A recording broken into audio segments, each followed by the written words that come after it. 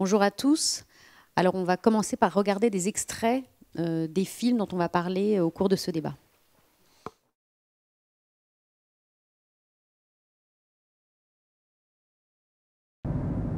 Ursula Müller-Biondi a révélé son histoire plus de 30 ans après les faits. Le regard des autres était trop dur à supporter.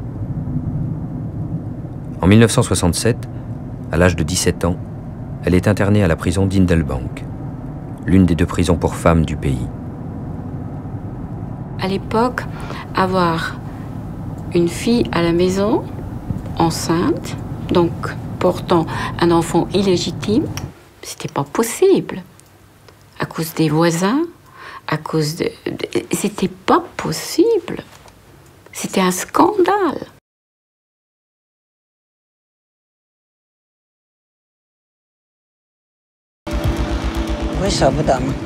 Je ne voulais pas partir, laisser ma famille. Mais je crois que la vie, c'est plus important que tout. À cette heure-là d'ordinaire, elle prépare le dîner pour sa fille de 6 ans et son mari. Elle a terminé sa journée à l'école. Elle est professeure de CE1.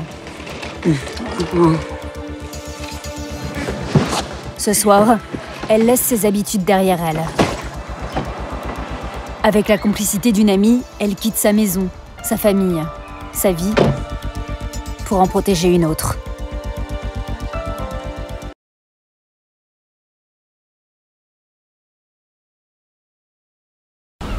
Bethany fuit les services sociaux britanniques. 3 semaines plus tôt, l'administration l'a menacée de lui enlever son premier enfant. Dès sa naissance, à la maternité. Ça va aller. Je ne veux pas retourner en Grande-Bretagne. Ce n'est pas sûr ici, non. Les services sociaux veulent me prendre mon bébé. Alors c'est le seul choix que j'ai si je veux devenir mère. J'ai l'espoir que ma vie en France soit heureuse, juste heureuse, heureuse et en paix.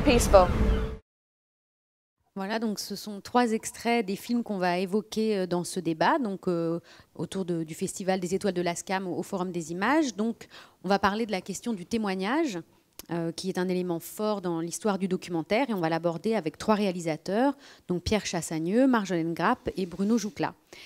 Et ça sera donc autour de leurs films qui mettent justement les témoins au centre. Voilà, ça c'est très net quand on regarde ces films, et qui abordent tous les 3 des thèmes qui sont assez proches, qui tournent autour de la question du contrôle de la parentalité, finalement, de la famille par l'État. Donc Pierre Chassagneux, vous avez réalisé avec Stéphanie Thomas Les enfants volés d'Angleterre. Donc c'est une exploration stupéfiante d'une pratique des services sociaux britanniques qui, sous le prétexte d'une présomption de maltraitance future, peut définitivement enlever les enfants à leurs parents pour les donner à l'adoption. Ça peut être des questions de précarité, de mères célibataires, d'alcoolisme dans la famille. Donc une pratique qui est menée aussi en raison de subventions octroyées en fonction de quotas, donc ça, vous allez probablement nous en parler, qui provoque des dérives assez vertigineuses. Et donc ce film s'articule autour de témoignages de plusieurs familles qui ont été visées par ce dispositif, et aussi de travailleurs sociaux qui cherchent à lutter contre ces dispositifs. Marjolaine Grapp, vous avez réalisé donc avec Christophe Barrère Le Cri interdit, donc un documentaire d'enquête haletant qui raconte les conséquences et les prolongements assez cruels de la politique de l'enfant unique en Chine, qui repose donc sur un contrôle permanent des femmes et qui génère des avortements forcés, des stérilisations ou des grossesses clandestines. Donc votre documentaire aussi repose en grande partie sur le témoignage de femmes, de parents, aussi d'une avocate, et là aussi de fonctionnaires qui essayent de faire bouger un peu ce système. Et qui donc témoignent malgré le danger, j'imagine, que ça peut représenter pour eux dans le contexte politique chinois. Et vous, donc Bruno Joucla, vous avez réalisé avec Romain Rousseau, Au nom de l'ordre et la morale, un beau film, un film dur, dans lequel vous racontez ce moment où la société suisse combattait les éléments qu'elle jugeait potentiellement déviants, en plaçant des enfants ou en séparant des familles, en plaçant des jeunes femmes dans des familles d'accueil, dans des orphelinats, ou en les enfermant dans des structures carcérales. Et votre film repose sur des archives et sur le témoignage de personnes qui ont vécu ces situations. Donc peut-être pour commencer, tous les 3, vous pouvez nous dire, pour chacun de vos films, comment est né votre projet et comment vous avez imaginé le rôle des témoins dans le démarrage du projet. Alors peut-être vous pouvez commencer, Pierre Chassagneux. Alors, le début du documentaire, il remonte à plusieurs années, 2013-14. À la base, l'idée vient de Stéphanie Thomas, la co-réalisatrice, qui entend un documentaire à la radio, à l'RTBF. La journaliste Florence Bellone racontait cette histoire qui touche l'Angleterre depuis une trentaine d'années. Stéphanie a réalisé un reportage pour Arte Reportage consécutif à ses écoutes, à cette découverte du système. Et puis, on est amis dans la vie, je vois son reportage, et elle me dit il y a beaucoup de choses à raconter.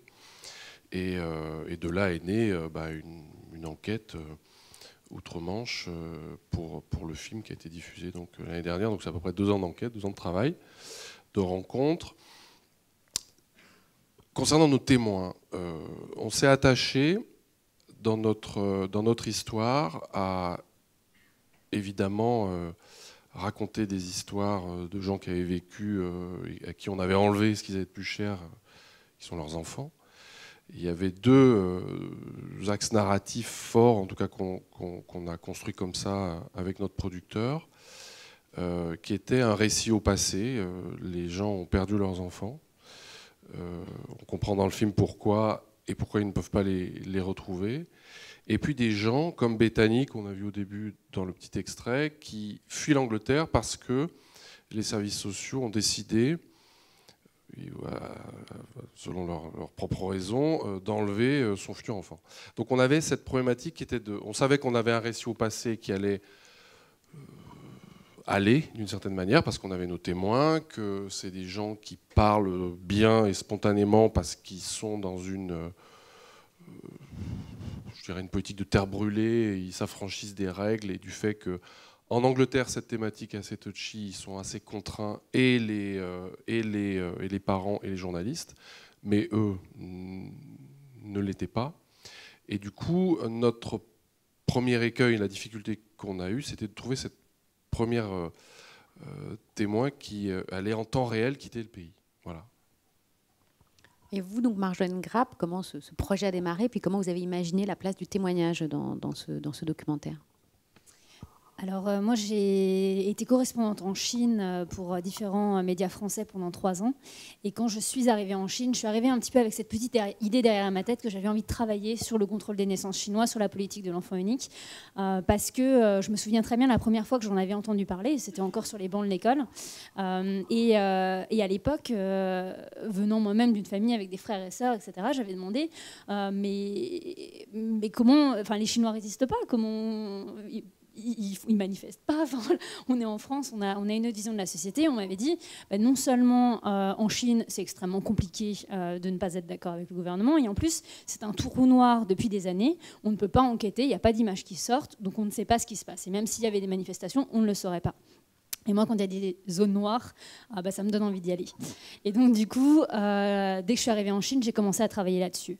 Mais comme c'est interdit de travailler sur la politique de l'enfant unique, sur le contrôle des naissances, c'est extrêmement compliqué. On avance à pas de... c'est extrêmement long. Et donc, du coup, dans un premier temps, je me suis intéressée, je me suis posé la question, en fait, qu'est-ce qui se passe quand on naît et qu'on n'avait pas le droit de naître ? Parce que voilà, je me suis dit, l'État peut être extrêmement puissant, mais il ne peut pas empêcher qu'il y ait des ratés.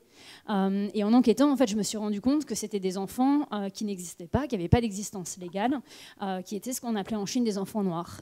Et sans carte d'identité, ils n'avaient pas le droit d'aller à l'école, pas le droit d'aller à l'hôpital, pas même le droit de prendre un train. Et j'ai raconté leurs histoires dans un premier film qui s'appelle « Naître et ne pas être ». Et pendant ce film, en fait, on est dans un village de Chine où tout le monde a toujours obéi à la lettre à la politique de l'enfant unique. C'est-à-dire que pendant 30 ans, il n'y a pas eu un seul raté. Et tout d'un coup, il y a un couple dans le village qui décide d'avoir un enfant qu'ils n'ont pas le droit d'avoir. Et donc, c'est ces parents-là qu'on est allés rencontrer. Et on est sur les marches de leur maison. Et là, il y a cette maman qui me raconte comment elle a découvert qu'elle était enceinte, comment dans son village, comme dans beaucoup de villages reculés en Chine, il y a des contrôles tous les 3 mois où le planning familial vient faire une échographie et si jamais ils se rendent compte que vous êtes enceinte, ils vous obligent à avorter. Et donc comment, sachant qu'elle était enceinte, elle a décidé de fuir. Et le plan qu'elle a mis en place avec son mari pour protéger son bébé, où elle s'est cachée pendant des mois, son mari mentant aux autorités en disant qu'ils avaient des problèmes de couple, que du coup elle était partie dans sa famille, etc. Et comment elle a réussi à avoir son enfant. En entendant son témoignage, j'avais envie de filmer ça en fait. Je me suis dit c'est pas possible. Être obligée de s'enfuir parce qu'on est enceinte, parce qu'on n'a pas le droit de l'être. Et donc tout de suite je lui ai demandé mais comment vous avez eu l'idée ? Elle m'a dit mais je suis pas la première à le faire. J'en ai discuté. Sur internet il y a des groupes secrets où on peut demander conseil parce qu'il y a beaucoup d'autres femmes qui sont dans la même situation, etc. Et là je me suis dit c'est fou, j'en ai jamais entendu parler. Donc je suis rentrée au bureau avec mes collègues chinoises, on a commencé à regarder s'il y avait d'autres histoires et on n'en voyait trace nulle part. Donc j'ai cherché pendant longtemps, j'en ai trouvé la trace dans la littérature, c'est-à-dire que Moyan, par exemple, dans son livre Grenouille, Moyan qui a eu le prix Nobel de littérature, en parlait. Mais il en parlait dans les années 80, de ces femmes en cavale enceintes. Plus récemment, il y a eu un autre écrivain en exil qui s'appelle Madjen, qui est réfugié à Londres, qui en parlait, lui aussi racontait cette histoire un peu de fiction, mais qui était trop bien racontée pour que ce soit complètement de la fiction. Et là, je me suis dit, c'est notre travail de journaliste d'aller la chercher, cette histoire, parce qu'elle est là. Et donc, du coup, on a passé des mois et des mois et des mois, justement, sur ces réseaux, à convaincre les gens de nous laisser rentrer, de parler avec des femmes. Et alors, on parlait tous les jours avec plein de femmes qui étaient dans cette situation-là, qui étaient enceintes, qui partaient de chez elles, qui étaient cachées, qui demandaient des conseils et tout, mais qui ne voulaient pas témoigner. Parce qu'en Chine, c'est tabou et que si elles n'avaient jamais parlé, il n'y avait pas de raison qu'elles parlent. Et voilà. Et donc et l'idée, justement, parce qu'on parlait de la temporalité, c'est que cette histoire, je n'avais pas envie de la raconter au passé. Parce qu'on était en 2014, quand on a commencé à travailler sur ce film, et je me suis dit, c'est fou, on parle tout le temps de la politique de l'enfant unique en Chine, un peu au passé, en disant, bah, ça va mieux, maintenant il y a ça et ça et ça, et pourtant tout ça, ça se passe sous nos yeux, et c'est juste caché. Et donc voilà, il nous a fallu 1 an et demi pour convaincre une femme qui s'apprêtait à partir, à quitter sa famille, de nous laisser la filmer, et c'est Meili que vous avez vu dans cet extrait. Alors vous, Bruno Joucla, peut-être pouvez-vous aussi nous raconter un peu la genèse de l'histoire de votre film et cette question du témoignage. Alors à l'origine, c'est Romain Rousseau, qui est journaliste à l'Express avec qui j'ai fait ce film, qui part faire un papier en Suisse pour l'Express. Et dans un journal, il tombe sur un petit entrelacé, un petit article de 3 lignes où il voit ces mots: internement administratif, stérilisation, excuse fédérale. Et donc il tombe par hasard sur cette histoire et il se dit comment ça se fait que ça nécessite que 3 lignes dans un journal. Et donc il commence à tirer le fil. Et il se rend compte que cette histoire commence à émerger en Suisse et donc il décide d'aller à la rencontre de ses victimes. Il publie un papier dans l'Express qui marche très bien. Et là-dessus, Mathieu Belghiti, le producteur, m'appelle, me dit « Tiens Bruno, lis cet article, dis-moi ce que tu en penses, je te propose de rencontrer Romain ». On se rencontre et on décide de partir ensemble sur les routes de Suisse à la rencontre de ces victimes, parce que c'est important pour moi de réenquêter, de rencontrer ces victimes et de m'inspirer de ce pays-là que je ne connaissais pas. Et c'est vrai que c'est assez flagrant lorsqu'on va en Suisse de voir ce décor absolument parfait. C'est-à-dire que tout est placé au bon endroit d'une certaine manière. Et en même temps d'avoir en écho ce passé douloureux, car il faut toujours du temps à un pays pour regarder un peu son passé. On est allé comme ça rencontrer une quinzaine de victimes qui nous ont raconté leur histoire. Et ce qui est très intéressant, c'est la manière dont la Suisse a abordé cette histoire-là. C'est-à-dire qu'en fait, nous, ce qu'on souhaitait faire, c'était un film sur la société de l'époque, sur la morale de l'époque, comment cela fonctionnait. Et la Suisse, elle, a parlé de ce problème-là. En fait, il y a vraiment 3 cas. Il y a les enfants placés, les internements administratifs et les stérilisations. Les internements administratifs, en fait, c'est le fait de mettre en prison quelqu'un sans passer par un juge, simplement parce que, en fait, il y avait une loi qui était contraire à la Charte des droits de l'homme européenne, qui disait que pour ivrognerie, fainéantise ou inconduite, eh ben, on mettait les gens en prison. sans date de sortie, contrairement à un vrai criminel. Et donc ils ont abordé ce sujet-là de manière très dissociée. Et évidemment, nous, ça nous a sauté aux yeux. On s'est dit, mais tout est lié. C'est la société qui parle, la société de l'époque qui parle. Et donc on a décidé, à travers les victimes qu'on a rencontrées, de choisir 3 profils qui racontent justement cette société-là. Et on se rend compte que dans leurs témoignages, tout s'entrecroise. Et c'est comme ça qu'ensuite on a basé notre récit autour de ces 3 témoignages. Alors peut-être, Pierre Chassagneux, vous pouvez nous expliquer comment vous avez trouvé ces témoins et finalement comment vous avez choisi ceux qui allaient apparaître dans votre film. En fait, le film il est construit selon les différentes étapes de la loi. C'est-à-dire que la loi, au début, on avait réfléchi à des idées de titres et moi j'aurais bien aimé l'appeler « La loi anglaise est ainsi faite ». Puis bon, après, personne n'aurait rien compris, c'était un délire en montage. Et du coup, on a préféré faire quelque chose de très scolaire et très explicatif, qui rassurait surtout tout le monde. Mais en fait, nos témoins, je pense aux 3 familles qui sont le fil rouge régulier du film. Ils viennent à différents moments, à différentes étapes de la loi.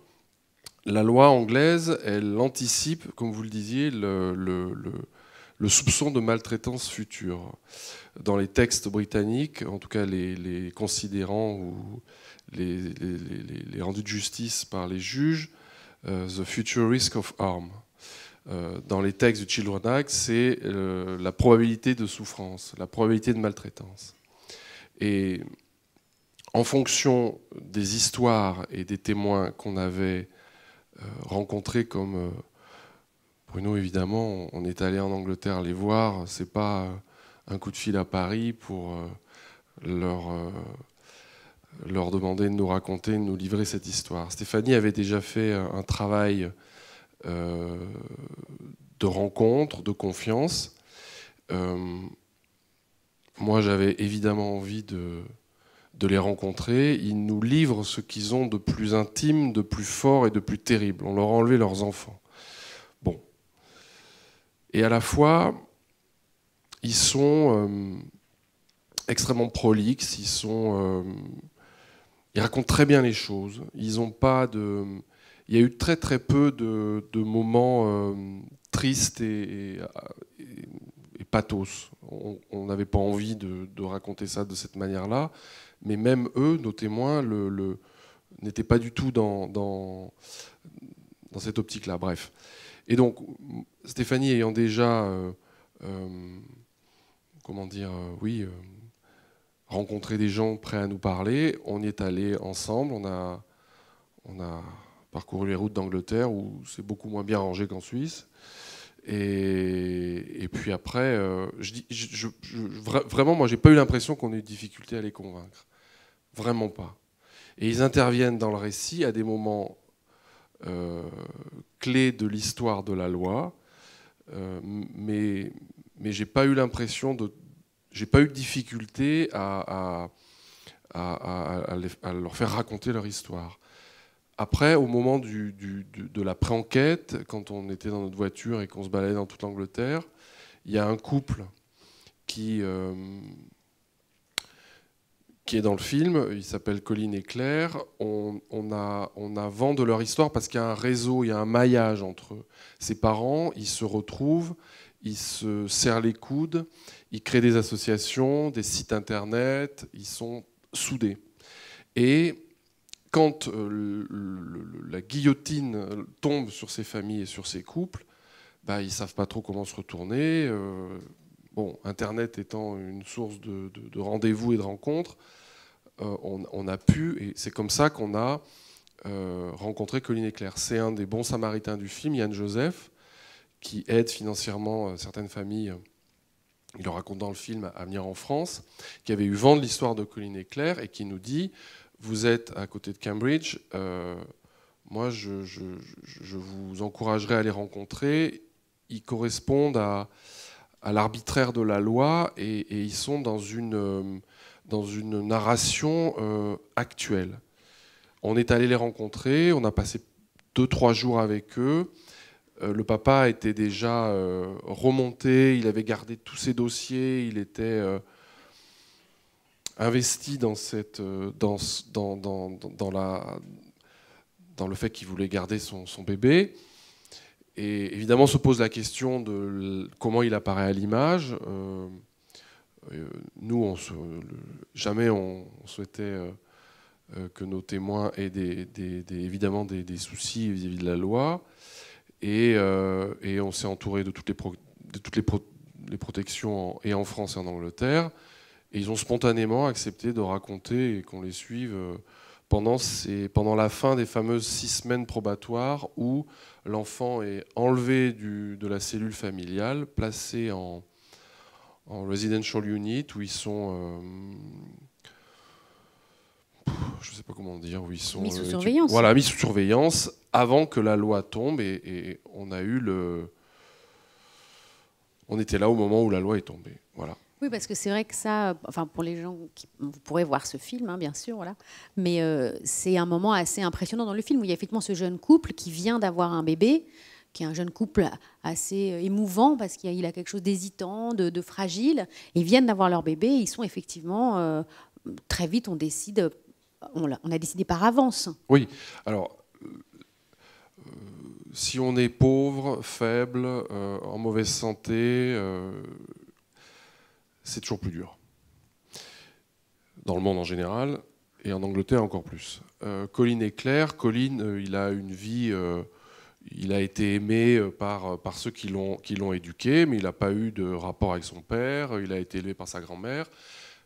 Claire, elle est passée de famille d'accueil en famille d'accueil, elle est épileptique, et ils vivent avec les minima sociaux. Ce sont des gens dans le besoin et qui devraient être aidés. Et ils ne vont pas être aidés. Au contraire, on va leur foutre la tête sous l'eau. Et à partir du moment où, comme tout couple anglais, à un moment donné, décide d'avoir un enfant, elle va à l'hôpital faire le suivi de grossesse, qui est un moment agréable. Et à partir de ce moment-là, elle est déjà dans le collimateur parce que la sage-femme, qui est un des échelons du care et de la protection de l'enfance en Angleterre, au titre que les médecins, que les instituteurs, que les travailleurs sociaux, va émettre des doutes sur le fait que ces jeunes parents, dont c'est le premier enfant, puissent être de bons parents.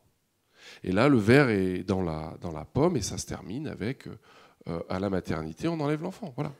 Et à partir ils auront beau se débattre, ils auront beau essayer de prouver que ce sont de bons parents, faire des tests, des stages, ici un stage, avoir un diplôme. Non.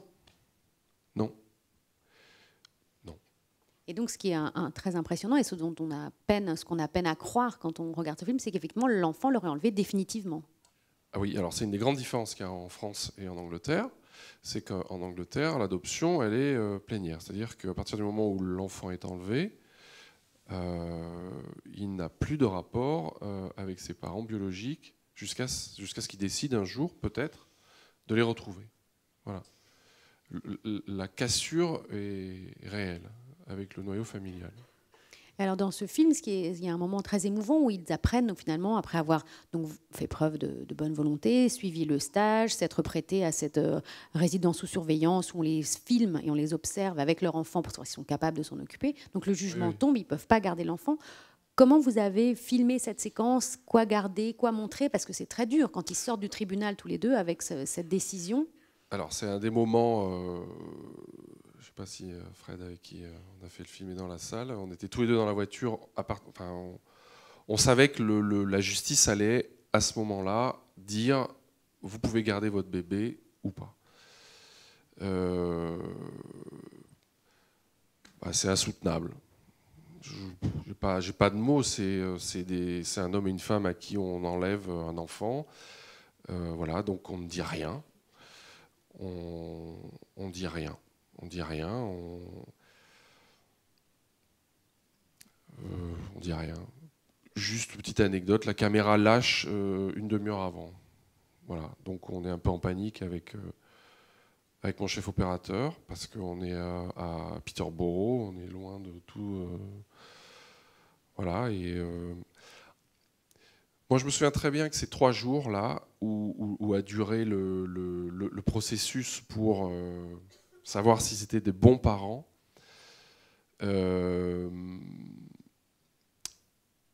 on le voit un peu dans le film, Colin, il a fait des efforts, il le raconte, il s'est rasé, il avait une barbe avant, et puis là il s'est rasé, il a mis une petite chemise, il a dit bonjour à tout le monde, il est dans une situation où il est devant des juges, donc il a jamais fait ça de sa vie, mais il sait qu'il doit être bien. Donc il a fait des efforts. Et le premier jour, on va débriefer entre guillemets de comment ça s'est passé, et il y a de l'espoir. Il a demandé à avoir leur bébé de temps en temps, suivi par des services sociaux, et qu'ils puissent la garder à domicile, encadrée par les services sociaux. Et il y a de l'espoir à ce moment-là. Et moi, j'y crois, là. Je me dis, bah, il y a une justice, et ils vont garder leur môme. Ils vont garder leur môme. Et on sent dans le film que vous y croyez, c'est-à-dire qu'on y croit tous aussi. Bah, on n'est que voilà. Oui, on y croit. Et puis, bah, le verdict tombe. Il ne garde pas le bébé, et il y a cette séquence où on est tous les 4 dans la voiture, et il dit ce qu'il dit. Voilà, il n'oubliera pas. Il va se battre, et voilà. Puis on rentre. Il n'y a pas un mot pendant les 50 km qui on les ramène chez eux. Il n'y a plus un mot. On boit le thé ensemble. On essaye de parler d'autre chose. Et pour le couple, est-ce qu'il a été un moment question? Est-ce qu'ils vous ont demandé, finalement, on ne veut plus apparaître dans le film? Est-ce que ça a changé quelque chose, cette décision, pour eux? Non, pas du tout. Non. Ils savaient, on arrivait à un moment de leur histoire où il allait se passer ce qui devait se passer. Ça aurait pu être une très bonne nouvelle, ça n'a pas été une bonne nouvelle. Non, Colin, il avait toujours en tête, il nous disait, mais si j'avais su, je serais venu en France. Il disait tout le temps ça, il disait, mais si j'avais su, je serais venu en France. Mais il y a aussi, il y a chez ce couple un très grand manque culturel. Il y avait, oui, la machine, elle broie les plus faibles. Voilà, et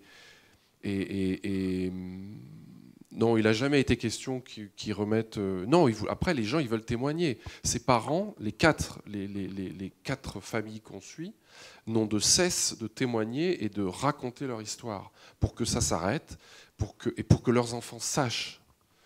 Jackie, qu'on voit dans le film, Jackie et John, ne déménagent pas parce que même si leurs bébés ont été enlevés à 18 mois et 3 ans, ils espèrent qu'ils auront des souvenirs de leur maison d'enfance, ce qui peut les rattacher à l'enfance, pour que si un jour ils veulent les retrouver, ils puissent les retrouver avec les maigres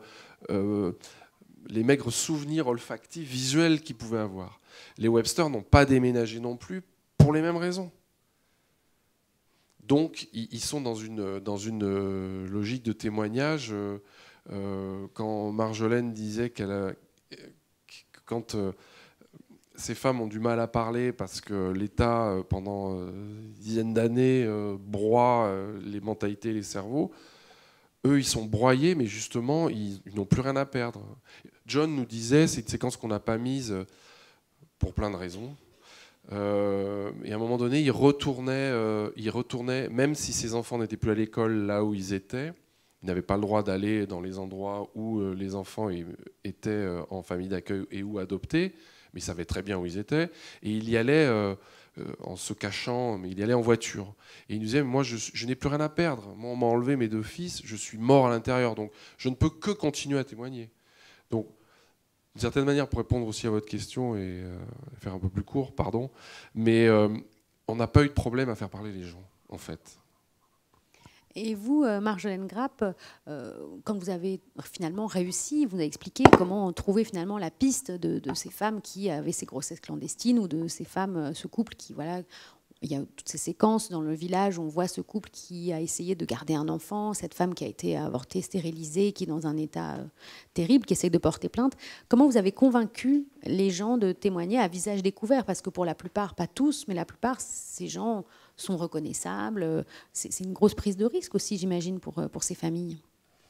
Alors, donc, la première idée a été de filmer ces femmes qui partaient clandestinement en cavale enceinte. Mais à force de travailler à ce sujet, au final, on a fait 3 films. Et tout en cherchant activement des témoins, on a croisé d'autres histoires. Et en fait, on a notamment croisé l'histoire de Xia, qui donc ouvre le film, et qui, elle, en fait, avait été stérilisée de force à 5 h du matin par le planning familial chinois, parce qu'elle avait eu un 2e bébé. Alors, comme elle vit à la campagne, il est autorisé à la campagne depuis 1980 d'avoir un 2e enfant si l'aîné est une fille. Et c'était leur cas. Donc, eux, théoriquement, avaient suivi la loi et avaient eu un 2e bébé. Mais ce qui s'est passé, c'est que le planning familial local a décidé de les stériliser préventivement parce qu'il les soupçonnait de vouloir avoir un 3e enfant pour avoir un fils. Parce qu'à la campagne, dans les campagnes chinoises, beaucoup de couples veulent un fils pour transmettre le nom, et puis parce qu'un fils, ça peut travailler la terre, ça peut reprendre la ferme, etc. Et donc, du coup, dans ces campagnes, souvent, le planning familial s'arroge le droit, en fait, de stériliser préventivement, ce qui est complètement illégal. Et ce qui lui est arrivé, c'est que non seulement elle a été stérilisée, mais ça s'est très très mal passé, ça a duré des heures, ils ne trouvaient pas les trompes et ils ont raté la chirurgie, ce qui fait qu'aujourd'hui, elle est extrêmement malade, au point qu'elle ne peut plus travailler, elle ne peut plus rien faire. Et donc, du coup, cette maladie qui n'en finissait pas, ce combat qu'elle ne gagnait pas contre la maladie, en fait, au final, lui a donné le courage de se battre contre le planning familial. Et c'est la première femme dans l'histoire de Chine qui a décidé d'attaquer le planning familial devant un tribunal chinois. Ça s'était jamais vu. Et donc, du coup, un jour, justement, on voit 3 lignes, ce que tu disais tout à l'heure, on voit 3 lignes dans un journal chinois disant qu'il y a une femme au fin fond de la Chine qui a décidé d'attaquer le planning familial. Donc on a remonté l'histoire, on a essayé de les contacter et on a réussi à entrer en contact avec son avocate. Parce qu'il se trouve qu'elle n'était pas toute seule et qu'il y avait en fait une avocate de canton, une grande avocate de canton qui était avocate d'affaires la semaine et qui, le week-end, décidait gratuitement d'aider des couples victimes du planning familial et qui avait réussi à gagner quelques petites affaires devant la justice. Donc elle avait décidé de prendre à bras-le-corps ce combat et elle y croyait vraiment. Et donc en fait c'est elle qui en a discuté avec Xia. Et à partir du moment où on leur a expliqué notre projet et ce qu'on voulait faire, on n'a pas eu tant de mal à eux les convaincre de témoigner. Au contraire, on était plutôt « mais vous êtes sûrs? Est-ce que ça ne va pas vous mettre en danger ?» Et eux nous disaient, à partir du moment où on a décidé d'attaquer le planning familial chinois, que le nom a été publié et qu'on a tenté cette action en justice, de toute façon, on a pris tous les risques. Donc qu'on vous parle ou pas, ça ne nous met pas plus en danger. Par contre, ça nous donne l'assurance, au final, de pouvoir plaider. Parce que ce qui se passe, et c'est ce qu'on va voir dans le film après, c'est qu'en Chine, on peut déposer une plainte devant la justice chinoise, mais ce n'est pas pour autant qu'elle va être entendue. Et en fait, du coup, ils ont porté le film jusqu'au bout et ils nous ont suivis même quand ça s'est compliqué, parce qu'au fur et à mesure, il y a eu des arrestations d'avocats, tout le monde avait peur et ça a été très très compliqué de finir de filmer avec eux. Mais ils sont allés jusqu'au bout parce que ça a été en fait leur seule plaidoirie, en fait, ce film. Donc ça, c'est pour l'histoire de Xia. Pour ce qui est de Meili, donc qui est la femme qui part enceinte clandestinement, on a énormément discuté avec elle en amont pour essayer de trouver un moyen pour qu'elle puisse témoigner à visage découvert sans que le planning familial chinois puisse savoir qui elle était. Parce qu'elle courait beaucoup de risques. Son mari était fonctionnaire.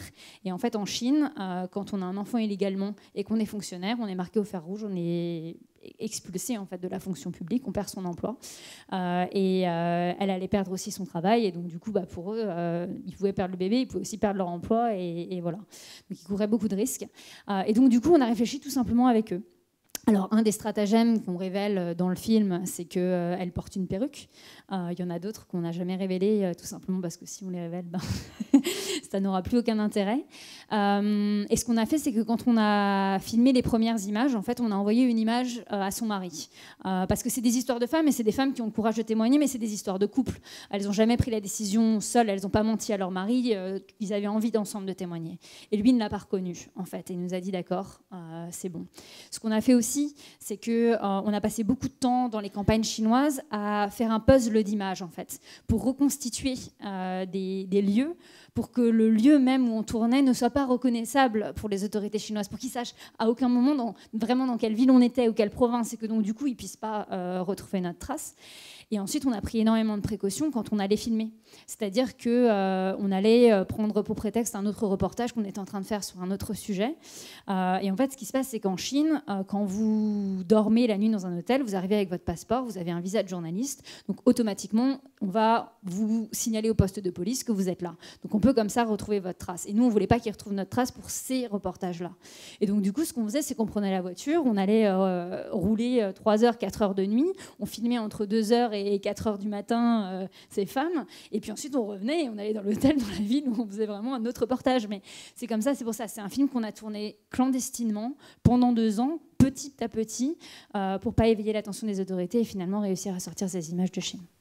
Alors, ce qui est aussi très impressionnant dans le film, c'est que vous avez des fonctionnaires du planning familial qui témoignent, des médecins, et qui témoignent justement parce qu'ils veulent essayer de combattre aussi ce système. Et cela, comment vous les avez trouvés et comment vous les avez convaincus de témoigner? Parce que là, c'est vraiment à l'intérieur du système qu'il y a des gens qui veulent résister. Alors, on a un témoin.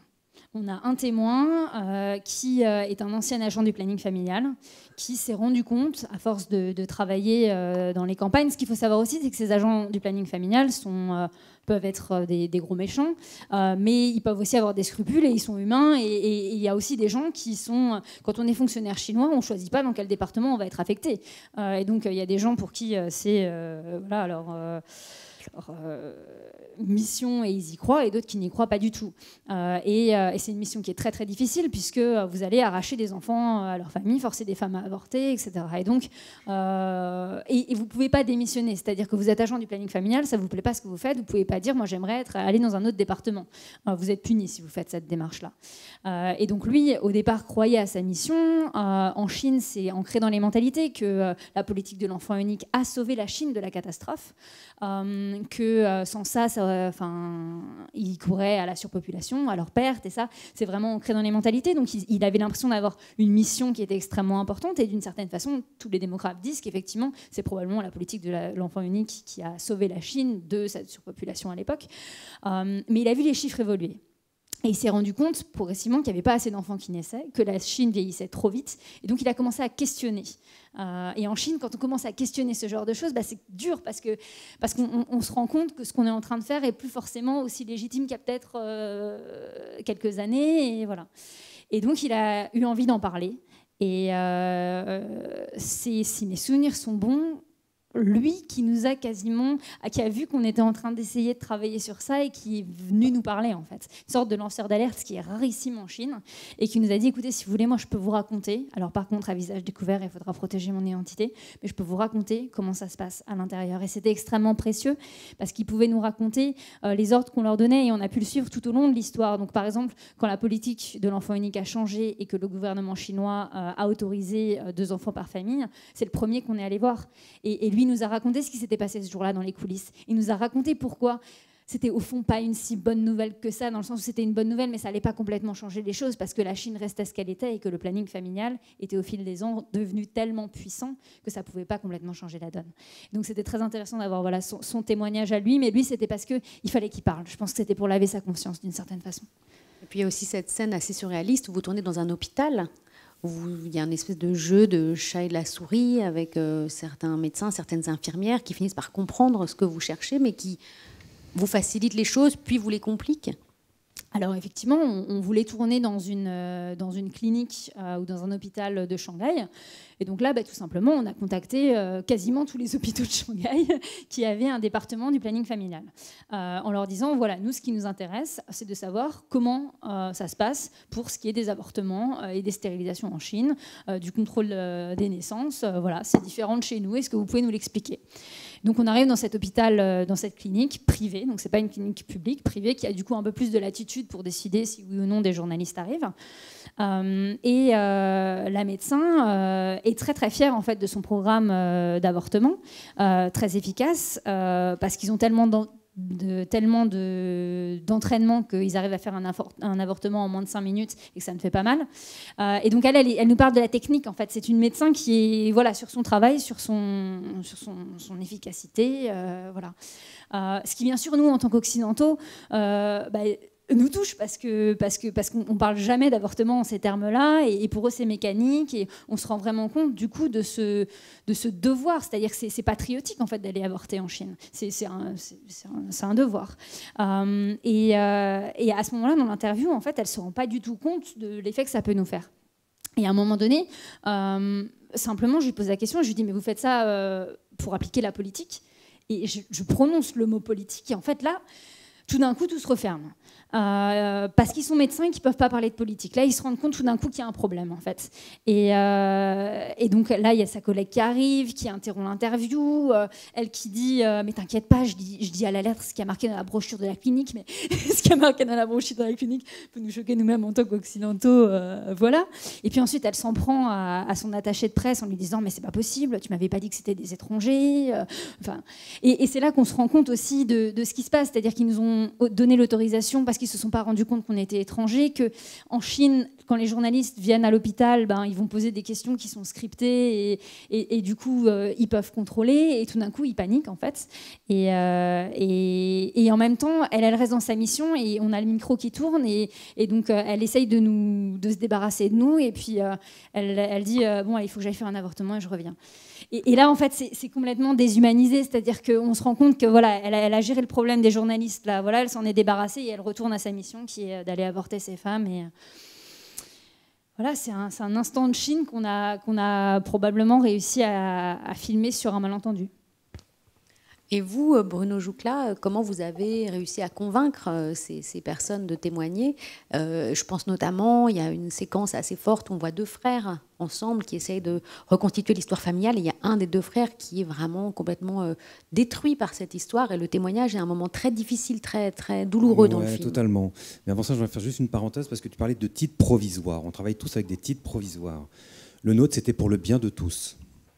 Finalement, c'est un titre qui pourrait fonctionner avec les trois films. C'est le point commun de cette espèce de monstre de système social qui broie les citoyens, des corps sans tête, comme ça, où tout le monde et personne n'est responsable. Et donc, ça désengage totalement les gens qui sont à l'œuvre. En ce qui nous concerne, ce qui s'est passé, en fait, il y a toujours ce temps où la société est prête à écouter les témoignages. En Suisse, ce qui s'est passé, c'est qu'une certaine Louisette a commencé à parler de ce qu'elle avait vécu en 1990. La société n'était pas prête et elle s'est fait rejeter une deuxième fois. Ensuite, le combat, nous, on est arrivé au moment où les victimes ont commencé vraiment à combattre et à réclamer une reconnaissance morale et financière. Et ce combat-là, il vient d'Ursula, celle qui s'est fait interner à Hindelbank parce qu'elle était fille-mère. Et elle a pris son courage à deux mains, elle a écrit un livre en 2005 qu'elle a commencé à faire lire par son entourage, et une partie de son entourage elle lui a dit « mais tu fais honte à ton pays, tu peux pas raconter ton histoire comme ça, tu fais honte à ton pays ». Donc ça l'a totalement bouleversée, mais elle a tenu bon, elle a créé une association, et c'est ainsi de suite que les témoignages ont commencé à affluer, et la parole s'est libérée. Concernant Willy, donc toutes ces personnes-là se sont murées pendant 40 ans. Elles n'ont pas du tout réussi à affronter leur passé. Mais au bout d'un moment, ils ont besoin de régler aussi cette histoire-là avec eux-mêmes. Et c'était le cas de Willy au moment où on l'a rencontré, c'est-à-dire qu'il a commencé à faire les démarches. Donc peut-être... Donc oui, je voilà, dis... Voilà. Moi j'ai vu le film. Mais... Bien sûr. Donc Willy est un enfant placé. Il a 7 frères et sœurs. Et lui, c'est le plus petit. En fait, sur dénonciation des voisins, parce que ses parents élevaient mal ses enfants, ont été dénoncés. Et donc, à ce moment-là, la machine se met en marche. On confisque les enfants, on les place dans des institutions religieuses, avec la volonté de rééduquer ces enfants parce que c'est de la mauvaise graine et ils risqueraient de devenir des délinquants. Et il se passe les pires atrocités dans ces institutions religieuses. S'ensuit en plus après des placements chez les paysans. Les paysans à l'époque étaient une communauté très forte parce que la Suisse était un pays où l'agriculture était très forte. Et les paysans considèrent ces enfants comme une main-d'œuvre gratuite, corvéable à merci, et ils sont un peu traités comme des esclaves. Et finalement, Willy a pu sortir de ces griffes-là à l'âge de 14-15 ans, quand finalement il a supplié son tuteur de changer de famille, et il est tombé dans une famille aimante, et finalement on pourrait dire que c'est le seul de la fratrie qui a réussi à s'en sortir. Et quand on le rencontre, il a donc entamé ces démarches-là.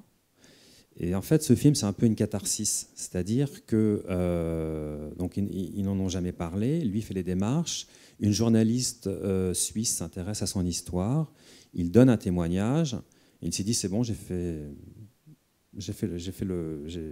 mon parcours. Alors que avec Romain, on était persuadé qu'il y avait encore d'autres choses à raconter. Il fallait absolument qu'on arrive à le contacter. Et lui ne voulait absolument pas nous rencontrer.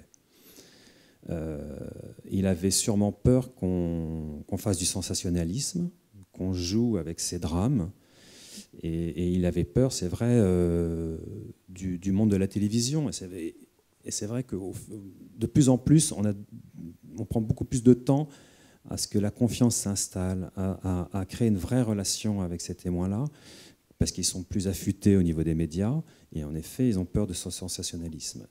Et donc, on lui a envoyé une lettre pour qu'il comprenne vraiment ce qu'on cherchait et ce qu'on voulait dire. Et c'est à ce moment-là où il a décidé de nous rencontrer. Et là, s'est établie une relation de confiance absolue, où il a commencé à tout nous raconter. Et en effet, il y a eu cette séquence avec son frère. Cette séquence, elle est saisissante, parce que il m'avait parlé, en fait, c'est ça aussi qui est dingue, c'est qu'il habite à 10 km du lieu du crime. Et il y a un musée qui s'appelle le musée de Bulle, et il m'avait dit, écoutez Bruno, allez voir au musée, il y a sûrement, je crois qu'il y a des photos de nous petits.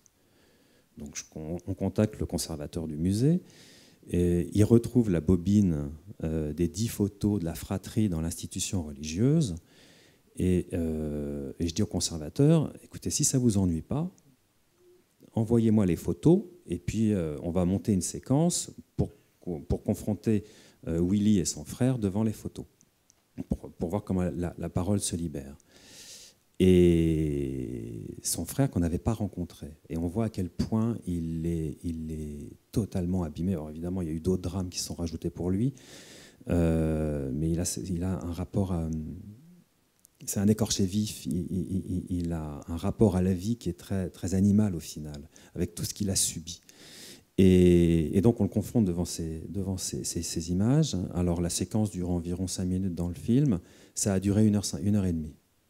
Et le conservateur qui faisait passer les photos derrière, qui est historien de formation, on le voyait derrière, il s'écroulait progressivement dans son siège, parce qu'il était à 10 000 lieues d'imaginer ce qui se cachait derrière ces photos. Et finalement, c'est un peu tout ce film, c'est derrière ce décor qui est absolument magnifique, se cachent des histoires atroces. Oui, parce qu'on voit des photos très joyeuses d'enfants les uns à côté des autres, souriants, encadrés par des religieuses, dans un décor complètement idyllique. Et le récit que font les deux frères est d'une violence terrible sur les traitements qu'ils ont subis, les violences, les grandes violences qu'ils ont subies, violences sexuelles, violences physiques. Bien sûr. Alors après, nous, on a fait très attention aussi parce que pour que notre démonstration soit implacable, il fallait que leur histoire résonne absolument avec ce qui s'était passé en Suisse. En fait, c'est comment finalement on incarne la grande histoire dans des histoires singulières. Mais il faut savoir qu'on a raconté la moitié des atrocités, parce qu'au bout d'un moment, l'émotion tue l'émotion, le drame tue le drame. C'est-à-dire que le spectateur ne veut plus voir ça, ne veut plus ressentir ça. Donc il faut mesurer, nous, dans notre narration, ce que le spectateur est capable d'écouter ou pas. Et ce qui est surtout important, c'est comment cette histoire personnelle résonne avec la grande histoire. C'est aussi la manière dont on a choisi nos témoins, c'est-à-dire qu'il y avait des histoires qui résonnaient pas assez avec le système en place. Et c'est comme ça aussi qu'on a pu les choisir. Alors c'est terrible de dire j'ai choisi des histoires. Il faut savoir aussi que toutes ces victimes qu'on avait rencontrées auparavant, on les a recroisées plusieurs fois parce qu'elles ont mené leur combat auprès du gouvernement pour avoir gain de cause, pour avoir cette reconnaissance morale et financière. Alors justement, peut-être c'est une question à laquelle vous pouvez répondre tous les trois. C'est-à-dire comment est-ce que finalement la relation se construit avec les témoins. Et puis on imagine bien quand on voit vos films que parfois certaines séquences qui durent effectivement quelques minutes dans le film, on comprend bien que ces séquences en fait c'est des séquences qui ont dû durer des heures, qui ont été douloureuses, qui ont été compliquées. Qu'est-ce qu'on décide de garder? Qu'est-ce qu'on décide de montrer? J'imagine que ça c'est des questions qu'on se pose aussi beaucoup quand on est face à des témoignages aussi intimes. Oui, bien sûr, mais ça je ne sais pas comment ça se passe avec vos films, mais ça c'est... Le film, il est dans un premier temps écrit sur le papier, il se réécrit une nouvelle fois en tournage et il se réécrit une troisième fois en montage. Donc il y a parfois des crève-cœurs en montage où on est obligé d'enlever des séquences, des témoignages, mais ça fait partie entre guillemets, du métier et de nos responsabilités, de nos choix. Après, au-delà du crève-cœur, je pense peut-être à des séquences qui pourraient être signifiantes, mais qui peut-être, vous auriez l'impression de trahir, entre guillemets, la relation de confiance que vous avez établie avec votre témoin. Parfois, on a une séquence qui est belle, et puis on se dit, bon, ça, malheureusement, on ne le montrera pas parce que, voilà, on a tissé un lien de confiance qui fait qu'on ne peut pas montrer son témoin dans un moment de fragilité. Enfin, il y a des questions comme ça aussi qu'on se pose parfois dans ces moments-là de construction. Il est clair que des pires choses, ça, je pense qu'on sera d'accord, dans nos métiers qui puissent arriver, c'est on dit de trapper un témoin et d'enlever carrément une histoire. Ça nous est pas arrivé sur Les Enfants volés d'Angleterre, donc je crois pas que ça me soit arrivé beaucoup. Mais ça fait partie oui, enfin, c'est des gens qui nous donnent beaucoup de leur vie, de leur histoire. On arrive chez eux, on se connaît quasiment peu ou pas, et ils passent du temps, ils nous accordent leur confiance, et à la fin, parfois, ça arrive qu'on dise bah non. Le ressort du film fait que si on met cette histoire-là à ce moment-là, ce qu'on avait pu imaginer avant dans l'écrit, fait que même si on l'a tourné, ça ne fonctionne pas en montage. Et oui, c'est un crève-cœur, ça c'est sûr. Non, moi je peux juste ajouter, on avait aussi une quatrième histoire, mais qu'on n'a pas exploitée du tout, c'était la manière dont on testait les médicaments sur les enfants. Mais c'est vrai qu'au bout d'un moment, comme tu le dis Pierre, il y a une mécanique, la mécanique du récit fait qu'on n'arrive pas à trouver... Voilà, donc on est un peu rattrapé par la réalité du rythme, du récit, et donc parfois c'est douloureux, quoi. On aimerait, mais après voilà, faire des choix, c'est renoncer. Nous, c'était plutôt la démarche inverse, c'est-à-dire qu'il y avait tellement peu de témoins que la complexité, c'était d'en avoir juste un. Et la frustration terrible était que c'était une chose de les avoir et de pouvoir les rencontrer une fois, mais on ne savait jamais si on pourrait réussir à les re-rencontrer. Et d'ailleurs, c'est l'histoire, c'est-à-dire que souvent, pour faire un bon film, il faut passer du temps avec les gens. Mais nous, on avait des petites fenêtres de 2 heures, 3 heures avec eux, et on se promettait de se revoir. Et puis, il y avait toujours, je ne sais pas combien de rebondissements qui faisaient que c'était de plus en plus compliqué. Et puis d'ailleurs, sans vous raconter le film, parce que je vous encourage à y aller tout à l'heure, c'est à 20h ce soir. J'avais prévu de le dire aussi à la fin, je le retire. Mais il y a eu des moments où, notamment pendant la grossesse de Meili, il y a eu des alertes. Et notamment, je me souviens de ce moment qui a été très dur à vivre, en fait, au fond, où les mois passaient et en fait, le bébé ne grandissait pas. Et elle était paniquée. Et c'était fou aussi, là, ça m'a fait prendre conscience aussi des probablement ce qui peut se passer psychologiquement dans l'esprit d'une maman qui n'a pas le droit d'être enceinte. En fait, effectivement, ce bébé, au bout de 3 mois, de 4 mois, de 5 mois, on voyait pas la différence. Il n'y avait pas de place pour lui. Et du coup, en fait, en panique, elle est allée à l'hôpital faire des examens et en fait, on s'était préparé à ce que l'histoire se termine très mal. Et ils ont fait des examens, puis des examens. Enfin, ils étaient très inquiets, et puis des examens clandestins parce qu'il fallait pas que les gens se rendent compte qu'ils étaient enceintes de ce bébé qu'ils n'avaient pas le droit d'avoir. Et ça a été un moment très dur du film. Et en même temps, nous, on ne l'avait pas vu assez pour qu'elle puisse exister en fait en tant que témoin pour l'instant, parce qu'on l'avait juste rencontrée une fois. Et donc du coup, il a fallu la convaincre qu'il fallait qu'on continue et que malgré tout, si l'histoire se terminait mal, au moins ça raconterait quelque chose. C'était un combat, c'était important pour la Chine, c'était important pour ces femmes, et qu'il fallait qu'elle allait au-delà de juste son histoire. Mais c'est terrible pour une maman qui est en détresse et qui a peur de perdre son enfant. Et donc voilà, et ça a été un vrai travail d'équipe de psychologiquement même d'accompagner en fait de ces témoins pour que pas oublier quelle était notre mission en final, parce que je crois que c'était notre mission. Ce film, ils avaient décidé de le faire avec nous, quoi. Donc voilà, ça a été plutôt la démarche inverse.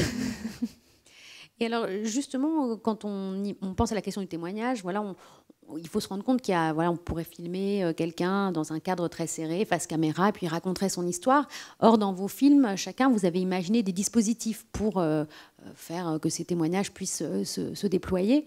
Comment est-ce qu'on imagine justement les dispositifs? Comment est-ce qu'on trouve comme ça des biais, des moyens de mettre un témoin face à des photos, de mettre un témoin face à, voilà, je sais pas, dans une situation où il est face au meuble, dans une chambre d'enfant. Voilà. Comment on imagine des dispositifs pour que le témoignage se déploie et qu'on sorte peut-être voilà, d'un cadre face caméra?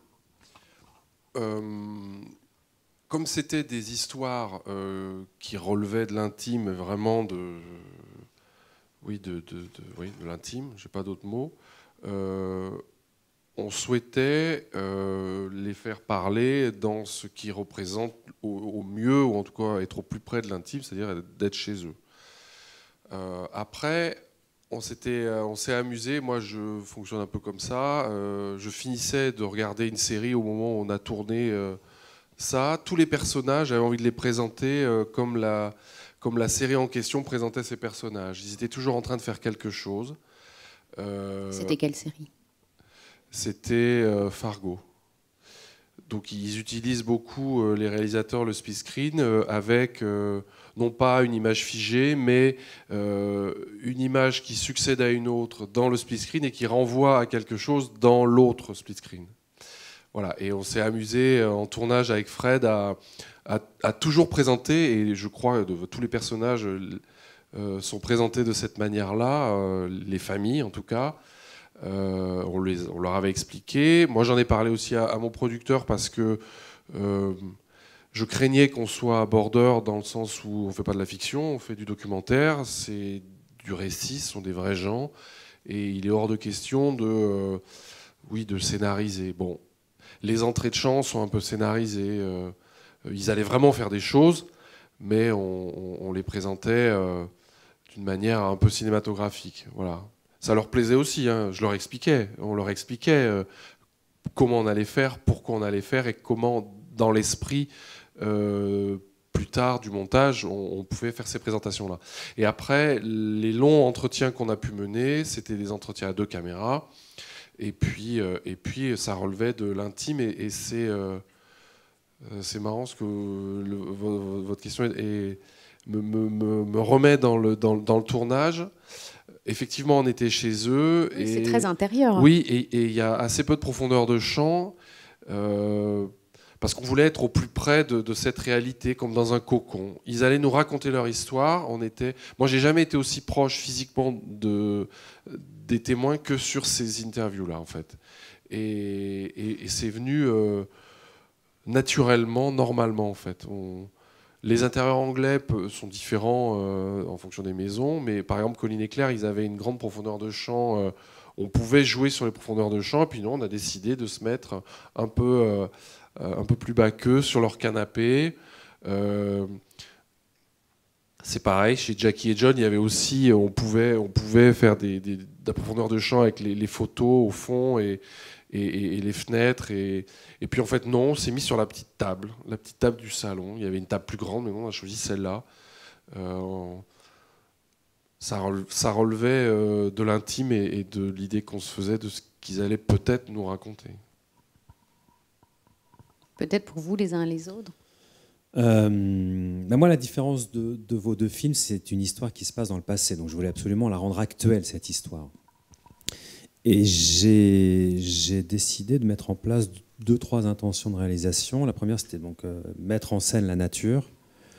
Donc, je me souviens, j'avais regardé Grand Budapest Hotel de Wes Anderson, qui tourne ses films de manière très symétrique.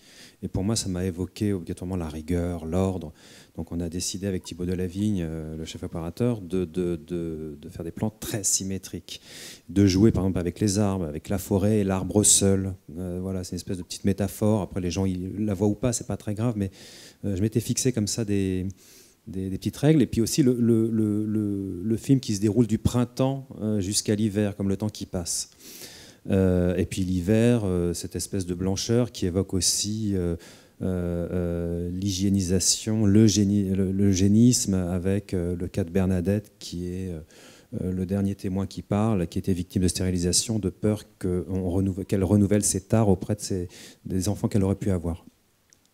Donc il y a eu ça, et puis j'ai décidé aussi de les amener sur la... Pour le coup, je les ai mis un peu en scène, mais c'est un peu comme s'ils remontaient le fil de leur histoire, de les confronter à la scène du crime d'une certaine manière, là où ils ont vécu leur sévice, pour voir un petit peu ce qui allait se passer.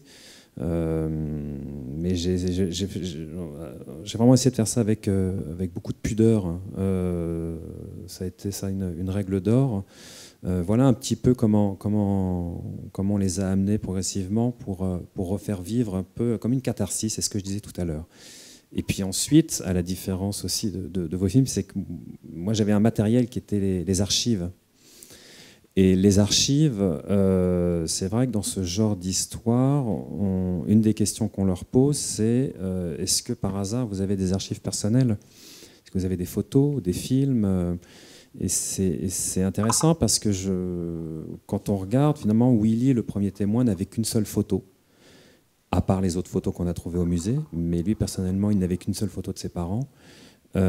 Ursula n'avait qu'un petit film 8 mm où elle sourit à la caméra, mais tout le reste, c'était des archives qu'on a retrouvées avec Réa Planck, qui a fait un travail formidable de recherche d'archives, parce que les archives sont totalement éclatées en Suisse, donc il y a eu tout un travail aussi, toute une enquête autour des archives, et donc on a construit son histoire à travers justement les archives publiques. Alors soit on les interprétait comme des preuves de ce qui s'était passé, avec l'interview du directeur de la prison, d'un préfet, d'un témoignage d'un interné administratif qui témoignait à l'époque. Soit on s'en est servi au montage comme l'illustration de l'histoire d'Ursula. Et puis Bernadette, qui, lorsqu'on est allé la voir, nous a dit, voilà, j'ai 2 DVD de mon enfance. Parce que le cas de Bernadette, en fait, c'est intéressant. Sa mère a été à Hindelbank, là où, comme internée administratif. Et puis, les autorités ont décidé de la stériliser, de peur qu'elle perpétue ses soi-disant tares. Mais entre-temps, elle avait eu Bernadette. Et Bernadette a été placée dans une famille très bien sous tout rapport. Très catholique, et en fait, ils n'ont fait qu'exercer sur Bernadette la morale de l'époque. Et donc, ce qui s'est passé donc, à terme, c'est que Bernadette s'est fait elle-même stériliser. Et donc, on voit cette espèce de vie de famille où elle a 6 ans. Quoi. Au début, elle a 2 ans, puis 3 ans, 4 ans, 5 ans, 6 ans. Et c'est comme ça qu'on fait revivre aussi cette histoire, qu'on essaie de sentir ce qui a pu se passer dans cette famille. Et c'est la force de ces archives, c'est qu'il ne se passe pas grand-chose, mais lorsqu'on a cette histoire racontée par les témoins, tout d'un coup, ça prend une force vertigineuse. Alors peut-être vous pouvez les uns et les autres nous dire pour finir les liens que vous gardez avec ces témoins, parce que j'imagine quand on est dans des histoires aussi intimes, on peut parfois garder des liens avec les témoins qu'on a été filmés, et puis les conséquences que vos films ont eues pour les participants. Alors on est toujours en contact avec, je crois qu'il y a une seule personne avec qui on n'a pas de rapport, c'est le juge, qu'on avait surnommé en montage le méchant, c'est le Dark Vador du film. Vous comprendrez pourquoi quand vous verrez le film demain. Et à la fois, il a accepté de répondre à vos questions. Donc voilà. Non, les familles, on les suit, ils suivent. Ils sont très heureux de la vie de ce film en France et ailleurs. Ils ont participé à cette aventure collective. On les tient au courant. On n'a plus trop de rapport avec Colline et Claire. On leur a proposé de voir le film, et puis ils avaient changé et de mail et de portable. Et puis un jour, ils se sont réveillés, ils nous disent et alors du coup, c'était un nouveau mail, donc on était content d'avoir leurs nouvelles. On leur a envoyé le film, et puis plus de rapport, et puis on va se retrouver parce qu'on travaille sur un autre volet de cette loi en Angleterre, et donc moi j'aurais plaisir, on sait où ils sont, à aller les retrouver. Et voilà, donc ils suivent et on continue à communiquer. Le film n'a pas été diffusé officiellement en Angleterre. Aucune chaîne de télévision britannique, d'après notre distributeur, n'est intéressée pour la diffusion de ce film. Donc l'écho, on sait qu'il a eu un écho, parce que, comme je vous le disais, il y a un réseau entre les familles, il y a des sites internet, donc il a été sur les plateformes diffusé puis enlevé. Il a eu un écho auprès de tous ses parents qui serrent les coudes, des gens qui aident, des travailleurs sociaux aussi. Je pense à Maggie qui a accepté de nous raconter les conséquences que la loi a aussi pour les travailleurs sociaux, parce que c'est pas facile non plus pour eux. Voilà. On a eu un petit retour qui nous a fait rigoler d'une avocate anglaise qui disait que ce film c'était que des conneries. Et elle prenait comme exemple, elle disait de toute façon ces Français n'ont rien compris, et dès le début de leur film, je vous donne l'exemple qui vous autorise à ne pas regarder la suite, ils disent que Thatcher était libéral. Ben oui, mais en français libéral c'est un mot différent de l'anglais, et on lui a conseillé de s'acheter un Becherel franco-anglais pour qu'elle comprenne nos propos. Bon, après là c'était un peu une forme d'humour, mais voilà, on n'a pas eu énormément de retours puisqu'il n'a pas été diffusé. Dans le cas de notre film, ce qui est un peu particulier, c'est que le parti pris était que on savait que le jour où on filmerait la dernière image, on filerait à l'aéroport et on quitterait la Chine. C'est ce qui s'est passé, je m'en souviens bien, c'était le 8 janvier 2016. Et on a fait nos valises et on a quitté la Chine. On venait de vivre pendant 3 ans avec nos rushs et la peur au ventre que ça se soit ébruité et que à la douane, j'avoue, jusqu'à la douane à Roissy, on n'était pas tranquille, quoi. Et donc voilà, et donc du coup, tout notre travail ensuite a été de faire quelque chose de ces images, mais aussi de protéger les gens qui avaient pu travailler avec nous, parce que c'est pas un film qu'on a fait seul, avec Christophe Barrère qui est là dans la salle et qui a filmé ces images. On l'a signé à 2, mais on l'a pas fait à 2. Et tout l'enjeu était de réussir à sortir ces images, ces témoignages, mais sans que ça ait des conséquences pour les gens qui nous avaient accordé leur confiance, à la fois parce qu'ils avaient travaillé avec nous ou parce qu'ils avaient témoigné. Ce qui veut dire que Maëlie, dès le départ, on avait fait un pacte avec elle qui était qu'elle nous raconterait, qu'on pourrait filmer son histoire, mais qu'à la minute où l'histoire serait terminée, on couperait tout rapport pour que plus jamais personne ne puisse savoir ce qui s'était passé, et que si un jour elle voulait avoir le film pour peut-être le montrer à ses enfants ou quoi que ce soit, ce serait sa propre démarche. Donc voilà. Quelques mois plus tard, on a eu des nouvelles de Chia qui donc avait été stérilisée de force, qui elle avait envie de savoir quel impact avait pu avoir le film, de savoir si on entendait son histoire, de savoir si... Voilà, donc on lui a donné quelques nouvelles, et voilà, mais de son côté, sa situation s'est pas améliorée, et elle est toujours très malade. Voilà, donc ce film est un peu différent d'autres films sur lesquels j'ai pu travailler par le passé, parce qu'effectivement, ça a été un peu triste, mais on a dû couper les ponts. Et vous, Bruno Joucla ? Nous, on est arrivé, on a vraiment commencé à suivre nos témoins, nos personnages, au moment où ils commençaient une action, ils ont lancé une pétition à travers tout le pays. Et en Suisse, comment ça fonctionne ? En fait, à partir du moment où des citoyens lancent une pétition et qu'il y a plus de 100 000 signatures, ou 110 000, le gouvernement, le Parlement, se doit de recevoir cette pétition et d'examiner un projet de loi. En l'occurrence, ils l'ont fait pour une reconnaissance financière. Ils avaient eu la reconnaissance morale de la part de la ministre de la Justice. Et donc, on les a suivis. C'est la dernière séquence du film où ils déposent justement ces pétitions-là. Et donc, avec Romain, on a suivi un peu cette histoire. Au final, ils ont eu gain de cause. Le gouvernement a voté une loi pour débloquer des fonds et ils vont être indemnisés à partir de l'année prochaine, ou 2019,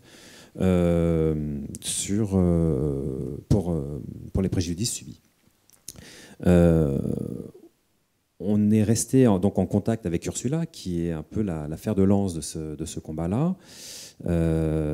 Jacques Gasser, qui est le psychiatre qui témoigne dans le film, a été aussi nommé dans une commission d'enquête d'experts pour comprendre ce qui s'est passé. Donc, ça fait 3 ans qu'il travaille dessus, dans tous les cantons, parce qu'on ne va pas rentrer dans l'histoire, mais tous les cantons ont des réglementations différentes, donc il ne s'est pas passé exactement les mêmes choses dans chaque canton. Donc, il faut tout un travail historique et scientifique pour comprendre véritablement ce qui s'est passé.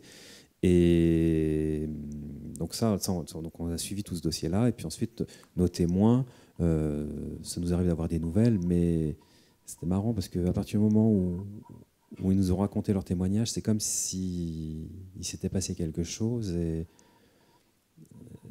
c'est pas qu'ils souhaitaient pas, mais le travail était terminé, quoi, d'une certaine manière. Ce que je voulais dire aussi, pour vous faire prendre peut-être un peu conscience du courage des gens qui ont accepté de nous parler, c'est que le jour, donc on a pris toutes nos précautions, 6 mois se sont écoulés entre le moment où on a quitté la Chine et le moment où le film a été diffusé à la télévision en France. Et le jour de la diffusion, notre site internet a été piraté. Mais le jour de la diffusion pile.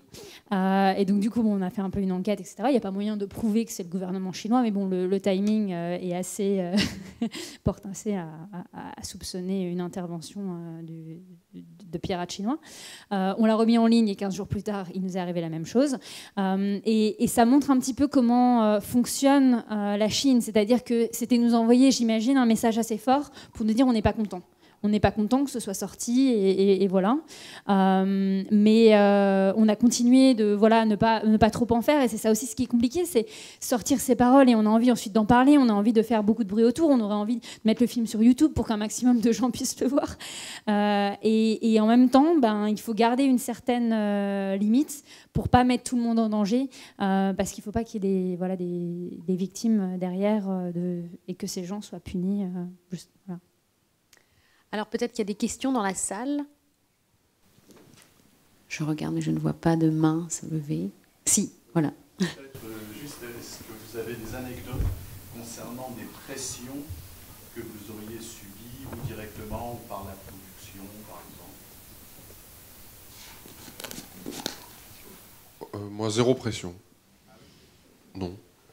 Non, vous le verrez dans le film, il y a un député aux communes qui fait une espèce de punchline parce qu'il sait que ça marche dans un film. Il dit un film comme ça en Angleterre, on pourrait pas le faire. Un film comme le vôtre, il pourrait pas être diffusé en Angleterre. C'est un peu plus compliqué. C'est-à-dire que la protection de l'enfance en Angleterre, elle est telle que les journalistes peuvent difficilement raconter une histoire du début à la fin, en racontant toutes les péripéties de cette histoire. Ils sont très contraints par la loi. Voilà. Après, la BBC et d'autres collègues journalistes anglais ont déjà raconté des histoires semblables, mais en s'entourant de précautions qui sont telles que les témoignages, les récits et les histoires sont extrêmement protégés. Au final, on ne voit plus grand-chose dans le film, et on comprend plus grand-chose au récit. Donc ça n'a au final pas beaucoup d'intérêt. Mais moi, j'ai reçu aucune pression, ni de... Enfin, je ne sais pas comment j'aurais pu recevoir des pressions, en fait. Mais... Alors, c'est pas une pression, mais un des premiers obstacles qu'il a fallu franchir, c'est de convaincre les gens de cette histoire. Stéphanie, la première, a dû me convaincre, puis notre producteur, puis le diffuseur, parce que les gens ne nous croyaient pas. Et les gens ne nous croyaient tellement pas que le choix des témoins, et ça revient au début de mon propos, était primordial, parce qu'on se devait d'avoir des gens qui devaient vivre en temps réel. Ce que vous avez vu, c'est le début du film, en temps réel, ce que la loi leur reproche dans le futur. Un peu compliqué, mais vous verrez. Et du coup, notre premier écueil, c'était de convaincre les gens, mais c'est la réalité. Voilà. Dépression, comme je vous disais, c'est un film qu'on a tourné clandestinement. Donc tout l'enjeu était de faire en sorte qu'on n'en arrive pas aux pressions, parce qu'il ne fallait pas qu'ils se rendent compte qu'on était en train de travailler là-dessus. Voilà, de pression de notre production, c'est un film qu'on a autoproduit, donc on s'est mis la pression, mais on n'avait pas de pression d'un producteur, voilà, et c'est un film qu'on a vraiment écrit, il n'y a pas eu une ligne de modification du diffuseur au final, voilà, donc on n'a pas eu une censure certaine, mais on a travaillé tout le temps avec à l'esprit d'essayer de protéger les gens, c'est ce que je disais. Non, nous on a été globalement accueillis vraiment chaleureusement. La Suisse était déjà dans une démarche de reconnaître son passé. On a été étonnés que la jeune génération ne soit pas si au courant que ça. Entre autres, l'échange entre le gardien de prison et Ursula. C'est un peu lunaire, quoi. C'est-à-dire que la jeune génération... C'est-à-dire qu'elle revient... Elle revient à la prison et elle discute avec un gardien, évidemment, qui n'était pas là quand elle y était, qui a, je sais pas, une 35-40 ans. Et lui découvre cette histoire en écoutant le témoignage au moment où on tourne dans la prison. Et voilà, il est stupéfait. Donc il y a encore un travail de mémoire à faire, c'est ce qu'ils sont en train de faire, mais on n'a pas eu de pression. Pourquoi vous ne voulez pas diffuser des documentaires et en faire des vrais films et les diffuser au cinéma pour toucher un plus large public? Donc je pense par exemple à Pierre, je trouve que le documentaire que tu as fait, ça ressemble pas mal à du Ken Loach qui passe très bien au cinéma. Et donc pourquoi pas plus le diffuser pour atteindre plus de public? Alors un documentaire, c'est un vrai film. Hein. Moi, je veux dire ça. Voilà, un documentaire, c'est un vrai film. Parce que je ne suis pas mettant en scène de fiction. Je sais pas, il y a des documentaires, oui, qui... C'est marrant ce que vous dites sur Ken Loach. Et Ken Loach, il a fait Lady Bird il y a 20 ans, qui traite de cette réalité sociale, qui existait évidemment il y a déjà 20 ans. On s'en est inspiré d'une certaine manière, on pourra en discuter après sur les plans, de comment Loach il filme. Je suis un très grand admirateur de Ken Loach. Je sais que Rebecca O'Brien l'a vu, sa productrice, Les Enfants Volés. Bref. Je ne sais pas pourquoi, parce que c'est comme ça, parce qu'il y a Ken Loach et qu'on fait du documentaire, et puis voilà, je ne sais pas. C'est mieux que le cinéma, c'est des histoires vraies. Il faut un sacré courage quand même, non? Pour aller filmer ce que vous filmez? Enfin, je sais pas. Qu'est-ce qui vous soutient? Qu'est-ce qui vous... Du courage, je pense que c'est Marjolaine qui en a eu. Moi, j'ai beaucoup eu de pression, voilà, pour répondre aussi... Non, pas du courage, non. Franchement, non. Enfin, moi, je ne vois pas ça comme un acte courageux. Vraiment pas. Non, moi non plus. Par moments, on tombe sur une histoire, on a envie de la raconter. Parfois, c'est l'histoire qui vous prend. Et elle vous guide aussi, cette histoire. Voilà, elle vous emmène et c'est... Après, je dis pas qu'on n'est pas habité. Hein. Voilà, c'est ça. C'est-à-dire que ceux qui vivent autour... Ils en ont marre des enfants volés d'Angleterre. Ouais. C'est le motif de divorce. Mais... Surtout que ça prend du temps de faire un film. Ouais. Souvent, on s'en rend pas compte, mais il y a 2 ans de travail. Où c'est vrai que les proches sont contents quand le film sort. Non, mais moi, je crois que ce qui m'anime, c'est ce par quoi je commençais. C'était ce trou noir. C'était le fait qu'on veuille nous cacher ce qui se passait. Et je pense que quand on se rend compte que chacun à notre petite échelle, on peut gratter, on peut chercher, on peut trouver des informations et on peut aller là où théoriquement on n'a pas le droit d'aller pour raconter des vraies histoires. C'est-à-dire c'est pas enfreindre des interdits pour les enfreindre, c'est pour aller ramener des paroles qui sont autrement étouffées. D'une certaine façon, ça nous anime au point qu'on va les chercher et donc on trouve le courage parce qu'on se dit c'est pas possible. On lutte contre autre chose, on lutte contre des gens qui ont envie de faire taire des femmes, des maris, Et au sein de la société chinoise, c'est vraiment ça. C'est-à-dire que c'est non seulement de la censure d'État, mais c'est aussi de l'autocensure au niveau des familles, parce que c'est un pays qui a traversé la révolution culturelle et où du coup ils se sont dénoncés au sein même de la famille. Et donc ils ne se font confiance à aucun niveau. C'est-à-dire que c'est des femmes qui ne sont pas confiées parfois à leur mère, parfois à leur sœur, parfois à leurs enfants, qui ne raconteront jamais leur histoire. Et donc du coup...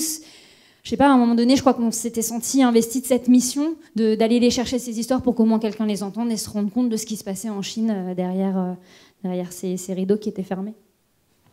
Après, il y a aussi des points de vue, des thématiques qui nous animent. Moi, faire des reportages économiques ou suivre un président de la République, ça m'intéresse pas du tout.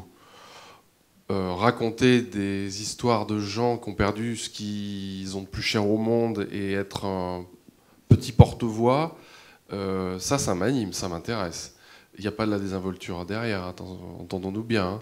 Ça nous habite et ça dure longtemps. Et il y a une très grande prégnance, même si on risque pas notre vie sur le terrain, ça c'est sûr. Oui, allez-y. Oui, je ne sais pas si c'est un hasard du coup qu'il y ait les 3 films qui étaient tournés à l'étranger, mais est-ce que pour vous c'est une dimension supplémentaire de traiter de sujets qui sont à l'étranger, ou en fait, en tant que jeune réalisateur, on voit facilement aller des sujets de proximité, mais vous avez un peu de bouteille maintenant, donc c'est quoi? C'est une étape de plus, vous voyez comment?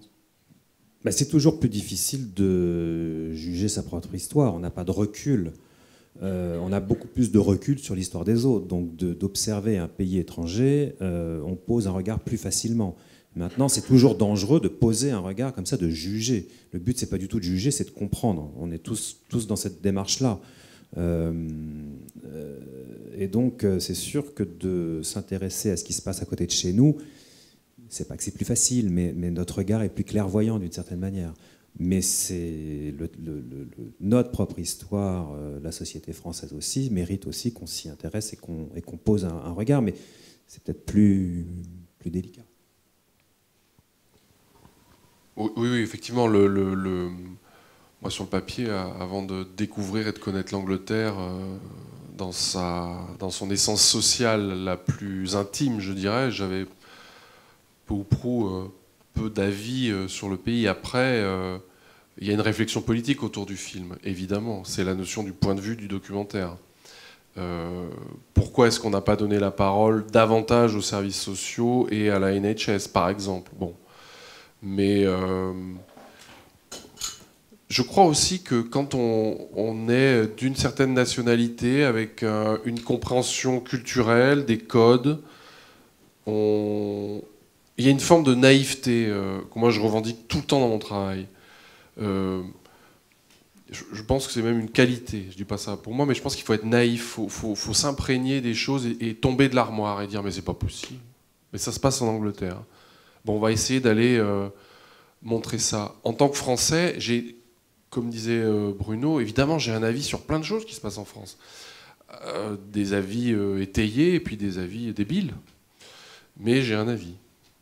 Et du coup, en étant vierge ou peu spécialiste du droit social britannique, quand on va chercher, quand on va essayer de comprendre, il y a une forme de jeu de piste et puis de fraîcheur qui fait que c'est pas une question de légitimité, je suis pas plus légitime qu'un autre pour raconter cette histoire-là, mais comme on n'est pas, on a peut-être, je serais peut-être d'accord, on est un petit peu moins jugé parti. Voilà. Oui, les 3 films ont été diffusés sur une chaîne française. Est-ce qu'il y a des perspectives de diffusion sur des chaînes européennes ou internationales, sauf peut-être pour le film tourné en Chine? Mais pour les deux il a été diffusé à l'étranger, il a été diffusé sur la ZDF, il a été diffusé... Alors après, j'ai pas la liste des pays qui l'ont acheté, en fait, après. Mais il a été diffusé à l'étranger et on a construit ce film pour qu'il puisse être vu à l'étranger en protégeant tout le monde. Donc c'est pas un souci. Ça serait un souci s'il était vu en Chine, simplement parce que ça exaspérerait les autorités qui, derrière, pourraient s'en prendre à l'équipe qui a travaillé sur le film avec nous. Mais les témoins sont protégés. Je sais que le nôtre, il a été diffusé en Belgique. À l'heure actuelle, c'est tout ce que je sais. Et le nôtre, c'est une histoire assez amusante. La Suisse avait commencé à traiter ces histoires-là de manière, c'est ce que je disais au début, de manière assez dissociée au niveau des histoires. Et donc la Suisse n'a pas souhaité préacheter le film. Parce qu'ils ne comprenaient pas trop pourquoi on rassemblait ces trois histoires. Et puis une fois qu'ils l'ont vu, ils ont décidé de le diffuser parce que c'était très cohérent. C'est amusant, une fois de plus, le regard qu'on porte sur sa propre histoire, etc. Petite anecdote de tournage, quand on a tourné chez Jackie et John, la BBC a fait un reportage sur Stéphanie et moi qui faisions le reportage. Et la journaliste anglaise, on avançait je dirais un peu à pas feutrer, parce qu'on ne voulait pas raconter ce qu'on faisait trop, mais ils ne comprenaient pas pourquoi est-ce qu'on faisait ça. Ils ne comprenaient pas. Mais qu'est-ce que vous venez faire, vous, Français, sur nos services sociaux? Mais vous n'avez pas d'autre chose à faire. Et donc, on les regardait avec un œil un peu amusé. Et à la fois, quand on était avec le film il y a 15 jours à Berlin, j'ai vu les réactions de mes camarades de la BBC Scotland et BBC Londres. Ils ignoraient le sujet. Voilà. Donc, bon. Mais c'est amusant ce que tu dis, parce que nous, quand on a tourné l'interview de l'ex-directrice d'Indelbank, la fameuse prison où il y avait les internements administratifs, on a mis beaucoup de temps à la convaincre parce qu'elle ne comprenait pas l'intérêt de raconter cette histoire. Comment ? Oui, c'était une histoire ancienne, et donc elle ne comprenait pas l'intérêt de la raconter. Donc elle a bien voulu se prêter au jeu, mais pour elle, c'est resté une énigme. Oui, alors moi j'avais une question parce que, en fait, Pierre et Marjolaine, vous êtes journaliste de formation, si j'ai bien suivi, et vous, Bruno, votre co-réalisateur est également journaliste, donc je me demandais si dans la manière de travailler, quand on fait un reportage et un documentaire, vous l'appréhendez de manière différente, et du coup, notamment dans la manière d'interroger les témoins, est-ce que vous envisagez le travail de documentariste et celui de journaliste différemment, ou si les deux se complètent de façon normale? Alors, je ne sais pas trop quoi dire en fait. Un documentaire pour moi, journaliste c'est quelqu'un qui va chercher, mais on peut être journaliste et documentariste, on peut être, je sais pas trop quoi. Je suis désolé, je sais pas trop quoi dire en fait. Non, mais c'est-à-dire que quand on co-réalise des films, on a intérêt à être sacrément complémentaires, sinon on s'engueule. C'est pour ça que j'adore travailler avec des co-auteurs. Moi, je ne suis pas journaliste, je suis monteur de profession. Donc j'ai appris à raconter des histoires. C'est pour ça que je dis que je prends beaucoup de plaisir sur la manière à réfléchir quelle est la meilleure façon de raconter une histoire. Et quand je suis épaulé et quand je collabore avec, en l'occurrence, Romain, qui a une formation journalistique, qui a la rigueur journalistique, évidemment, on arrive à collaborer de manière très intelligente et c'est un vrai plaisir. Voilà. Mais la co-réalisation n'est pas toujours simple. C'est un travail, je dirais que on est journaliste parce que moi c'est comme ça que j'ai commencé. J'ai commencé par faire des sujets de 2 minutes 30, puis de 10 minutes, puis de 26 minutes, puis de 52 minutes. Et au fur et à mesure, on est pris par les histoires parce qu'on croise des gens qui sont tellement incroyables qu'on se dit, en fait, 2 minutes 30, ça ne suffit pas à raconter cette histoire. Et donc on évolue vers différents, je dirais, formats, même si au final... c'est jamais vraiment des formats parce que moi, mon film, il fait pas 52 minutes ni 70, il en fait 63 parce que c'était la durée qu'il fallait pour raconter cette histoire. Et donc voilà, donc je pense qu'à un moment donné, c'est exactement ce que Bruno disait. On raconte une histoire et par ça, ça veut pas dire qu'on romance du tout. On se base sur des faits, on est journaliste, on enquête, etc. Mais on va, à travers un film, donner la parole à des gens clés qui vont permettre de comprendre une histoire qu'autrement, on a du mal à saisir. Et donc voilà, ça se transforme, ça devient un documentaire et c'est le nom que ça porte. Et donc on peut dire qu'on est documentariste. Et voilà, mais au fond, c'est le même travail. C'est d'aller chercher des témoignages et de les mettre en forme les uns après les autres, constituer un puzzle qui permet de vous raconter leur histoire. Après, en France, on aime bien aussi mettre les gens dans des cases, parfois.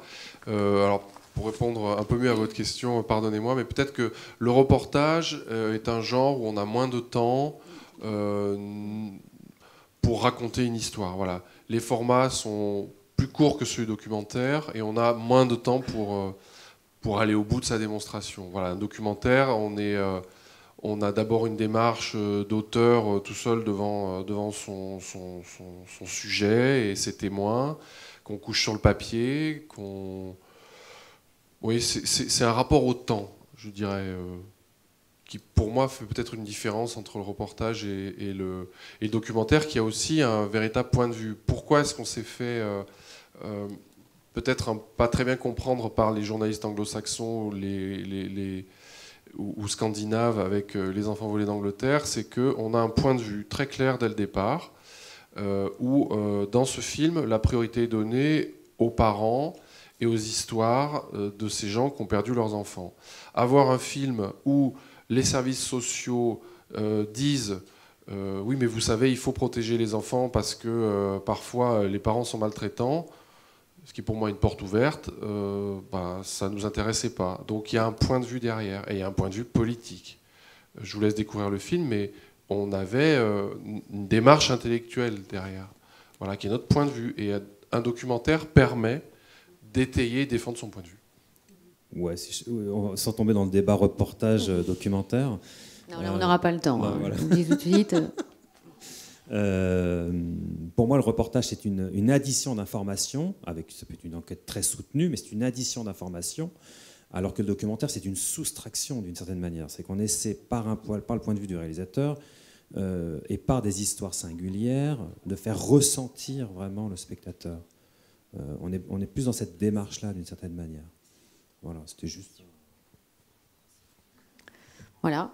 Je crois qu'on a fait un petit tour de la question du rôle du témoin dans le documentaire, en tout cas dans ces 3 documentaires. Donc merci à tous les 3. Vous pouvez voir donc ce film dans le cadre du Festival des Étoiles de l'ASCAM, ici au Forum des Images. Donc ce soir, celui de Marjolaine Grappe et Christophe Barrère, Chine, le cri interdit, à 20h. Et puis demain, celui de Pierre Chassagneux et Sophie Thomas à 15h30, donc les enfants volés d'Angleterre. Et à 17h15, celui de Bruno Joucla et Romain Rousseau, Au nom de l'ordre et la morale. Voilà. Donc j'espère que vous irez les voir. Merci.